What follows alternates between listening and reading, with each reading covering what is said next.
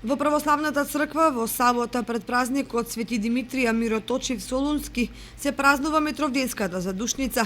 Задушниците, како што кажува самото име, денови за душа, ја заселуваат и обновуваат нашата свест дека ние, како живи членови и претходно упокоените христијани, сме роднини, еден неразделив жив организам, една и иста жива црква.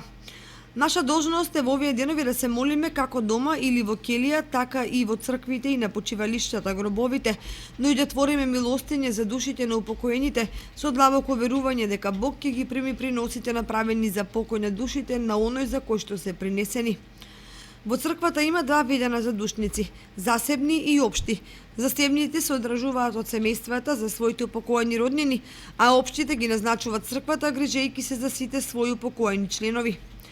Секоја сабота црквата во своите молитви се обраќа кон сите светии, сеќавајќи се на сите претходно упокоени отци и мајки, браќа и сестри наши.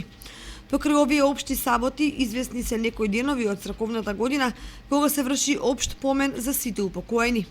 Меѓу нив спаѓа и Митровденската задушница. Митровденската задушница е обичај кој што е карактеристичен за словенофоните цркви. Запалената свеќа кој исто така ја означува и топлината на нашата љубов, топлината на молитвите кои ги пренесуваме за душата на покојните. Виното е символ на Христовата победа над смртта. Оно што може би историски влијаело на присуството на виното на парастосите што ги извршуваат на почивалиштата е монашкиот обичај за откопување на гробовите на 3 години од упокојувањето на човекот. Важно е секој христијанин да знае дека на душите на нивните упокоени роднини не им е потребна храна. Напротив, таа храна треба да биде разделена на ближните кои се живи и се наоѓаат во неповолна материјална состојба. За преку таквите добри дела, но и преку молитвите на оние на кои им помагаме, душите на упокоените да добијат мир и оддишка.